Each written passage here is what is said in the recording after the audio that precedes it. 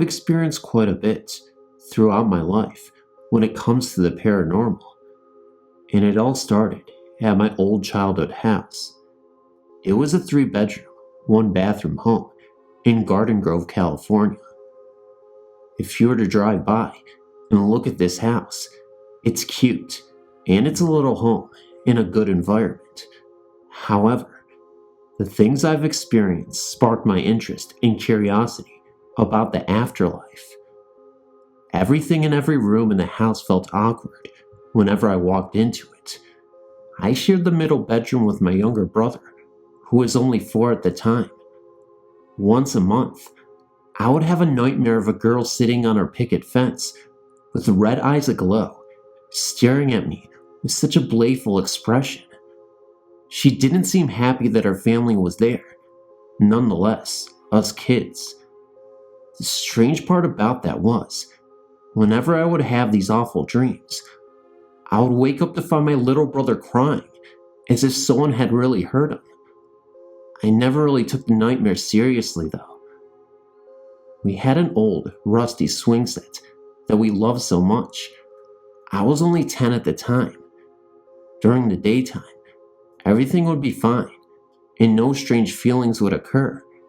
However, once nighttime falls, our backyard would be off limits. My mom wouldn't let us go to the back and play on summer nights, and she, well, never told us why. One night, my mom forgot to turn off the water hose, so she kindly asked me if I would do it for her. The idea of it was already bothering me, but I didn't take anything paranormal into consideration. So, I went down, straight to the back of the house, and the walk there felt like eternity itself. I had a strong, eerie feeling that I was being watched and even followed.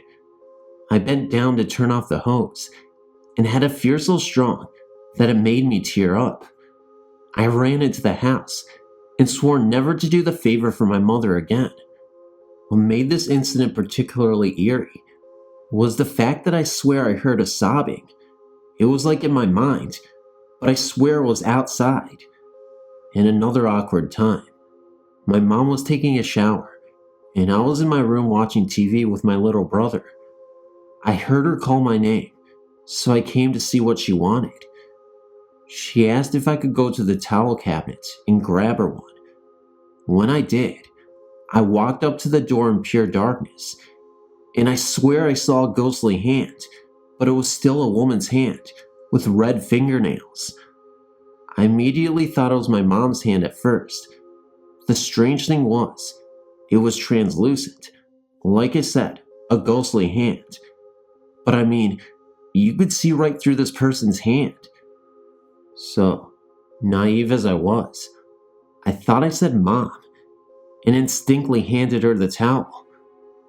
But the towel dropped to the ground, and the hand disappeared. My mom then opened the door and looked at me, saying, "Barbara, what are you doing, honey?" That's when I told her, "I was giving you the towel you wanted." My mom looked at me with such confusion and said, "You know I was in the kitchen, right?" When I look back at that incident, I know it terrifies me now, but at that moment, I was simply not afraid.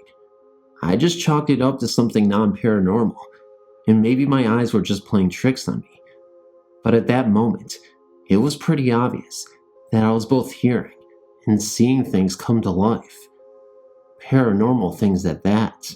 There was much more that went on in that house, such as, if you were sitting in the living room watching TV, at the corner of your eye, you will see a dark figure walking up to the front door. Immediately, you would assume someone was here, so you trot over to the door to find that no one is there. It happens almost every week to everyone in my family. I loved that house, but I didn't love being followed or the feeling of being watched while taking a bath. After spending most of my childhood in that house, we moved to another city nearby. Now this house is quite dramatic. I'm 19 years old now, and I lived in Georgia for 3 years to finish up school. Coming back, strange activities started happening, especially in my new room. My grandfather passed away 3 years ago, and my room used to be his room. At night, getting home from my boyfriend's house, I would hear the floor creaking. I just assumed there was someone walking around, but to find that no one was out there at all.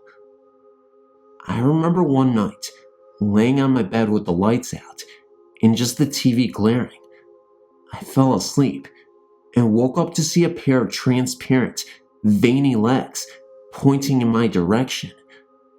I knew immediately who they belonged to. Grandpa. Grandpa was watching over me, and that didn't, and still doesn't scare me. But there's another presence in the house. A girl, I assume. I came one night from staying at my boyfriend's the previous night. I left the door opened because I was planning on changing and going to say hi to my parents. While changing, I have a habit of looking at the door to see if anyone will walk by and see me change.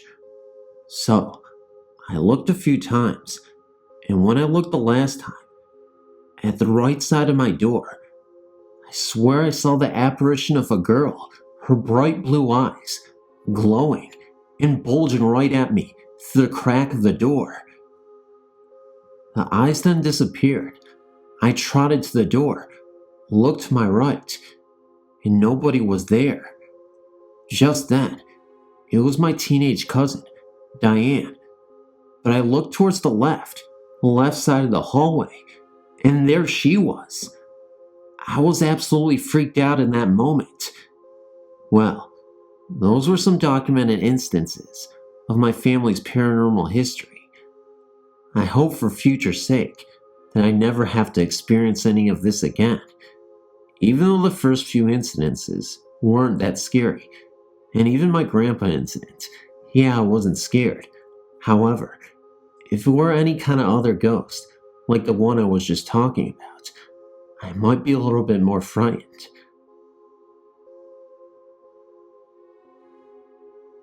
I'd like to refer to this haunting as the haunting in Duxbury, Vermont.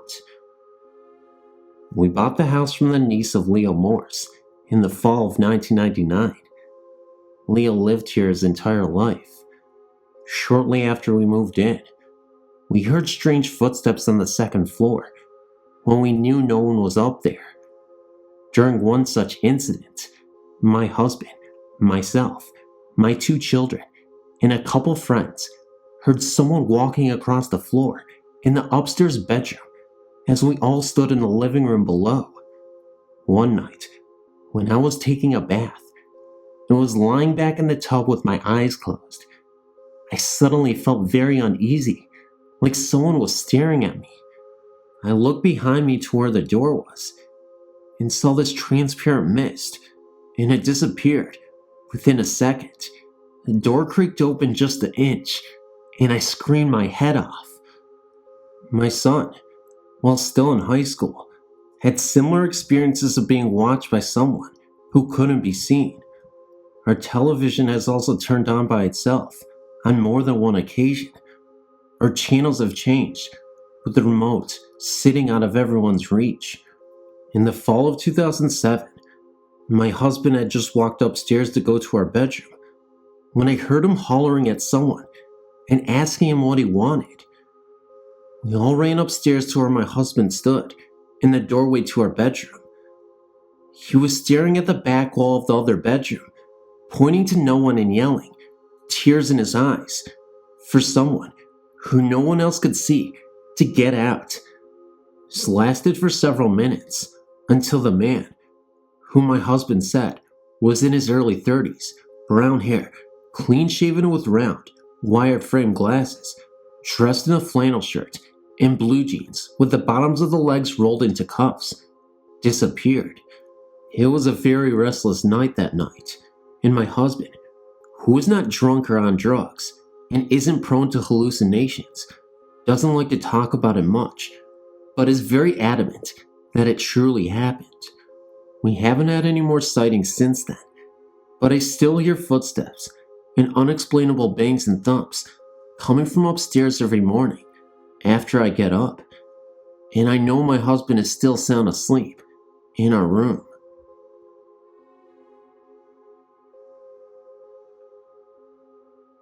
My name is Andrea. I'm from New Mexico, and I'm 17. I've had numerous experiences throughout my life with the paranormal. I'll start from the beginning, I suppose. Before moving to Deming back in 2000, I lived in Hatch, which is about an hour away. We used to live in what was called the White Brick House, near the park, and not even a half mile from the schools. Hatch is very small. Anyway, living in the house was my mom, my very abusive dad, who I call Alex.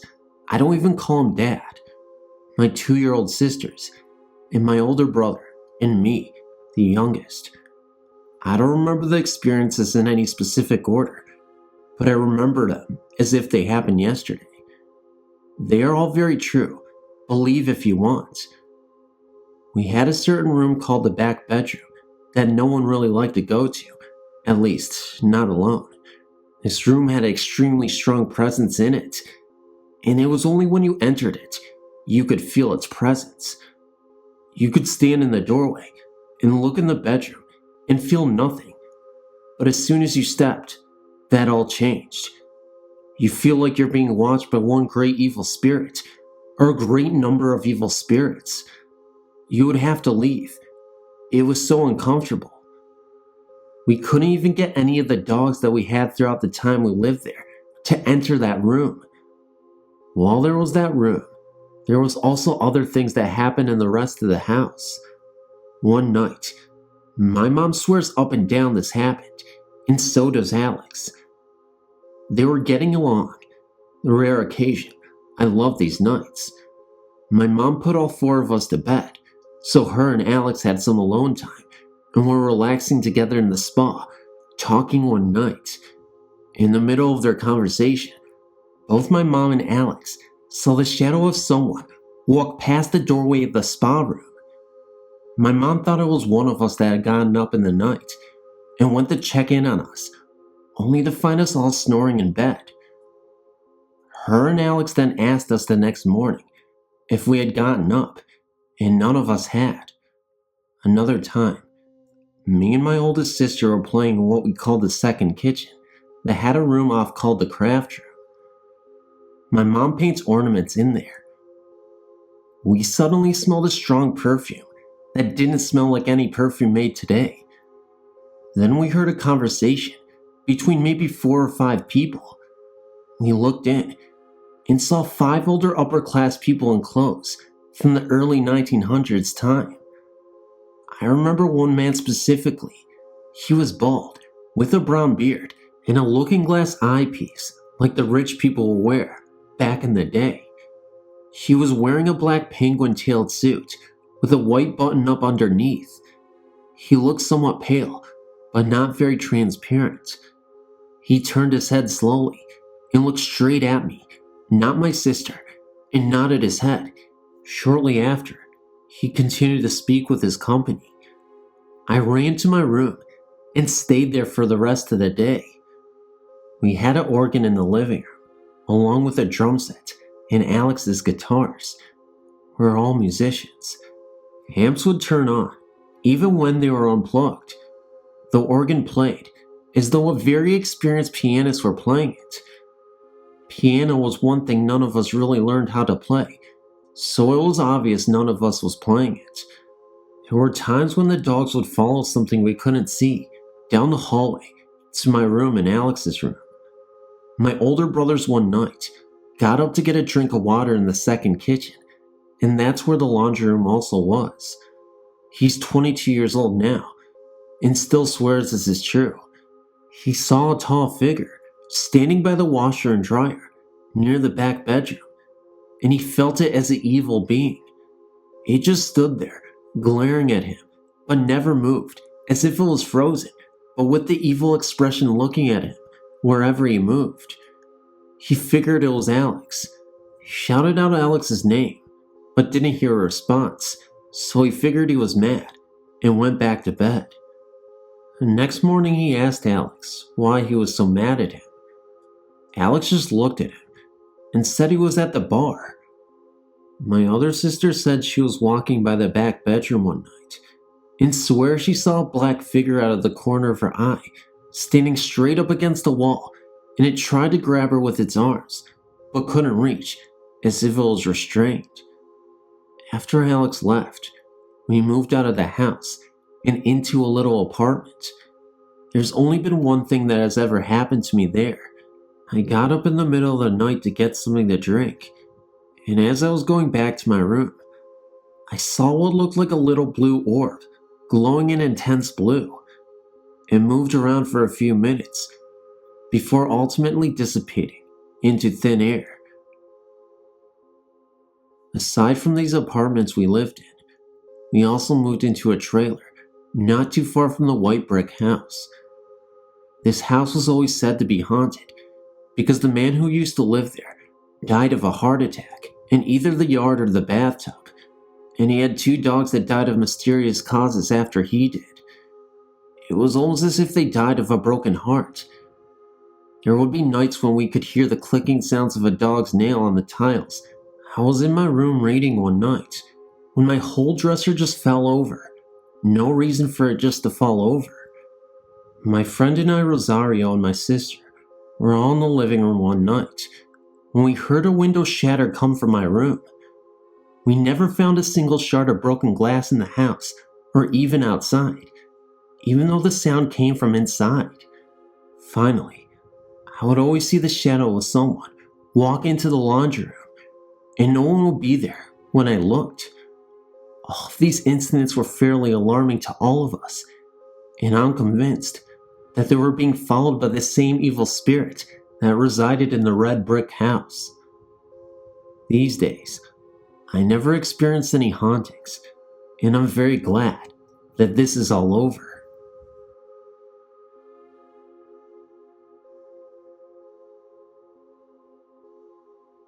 In the fall of 2001, my parents bought an old Victorian house in a quiet suburb. It was a huge relief for us because that year was a very tumultuous time for our family. We couldn't find a house that was affordable, and nearly every house we found in the area was either in need of major repairs or super expensive. When we moved into this home, there had been mumblings around town that nobody wanted it due to its supposed hauntings. By the way, I'm 21. The house had a history of violence and death. The city is very safe now, but years ago, it was considered one of the worst cities to live in. It was said that a man who had lived his entire life as a loner took up residence in the house in the early 1920s. One night, he apparently hired a prostitute to stay the night with him. She was unaware that he had no money to pay her for her services. He led her into the kitchen, playing off that he had some spare cash lying around the house. He ultimately ended up strangling her to death and chopping up her body. He was apprehended months later and ended up dying in prison. When the cops questioned him, all he could say was that he needed love. In the first months, we had stereotypical noises that any house would make and dismissed it as nothing more than just noises. However, doors would open and close, lights would flicker on and off, and there was this funky odor that always seemed to linger throughout the house. It was very hard to describe, but it smelled a lot like rotten eggs on a very subtle level. The most terrifying thing that occurred was when I was in the kitchen in the middle of the night. It was about 11 p.m., and I had just come home from work and entered the front hallway of the house at first. That's when I heard whispers, which sounded like the word lonely. I figured I was just exhausted from a long day's labor, so I decided I needed to get to bed. But before I did, I fixed myself something to eat in the kitchen. I walked into the kitchen, but that's when I heard moaning sounds, almost like someone was struggling. As I sat on the chair by the kitchen table, I saw the transparent figure of a woman with an anguished look on her face. She appeared for a few moments, then disappeared.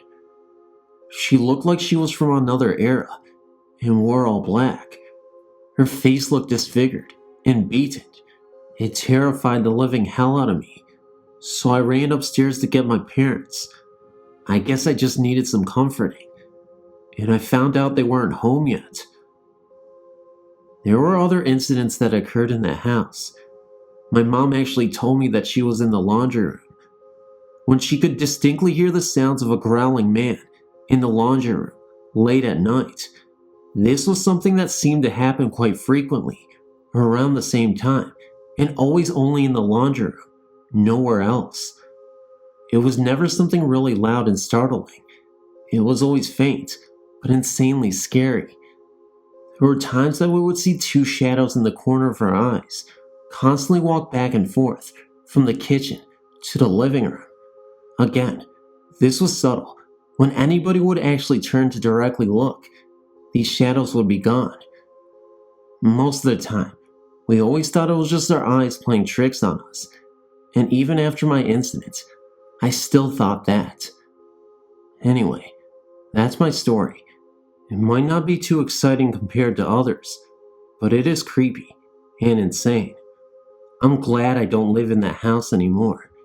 Sadly, my parents still do, but it seemed that nothing happens anymore, besides the subtle doors creaking open slowly from time to time, and the continuation of lights flickering.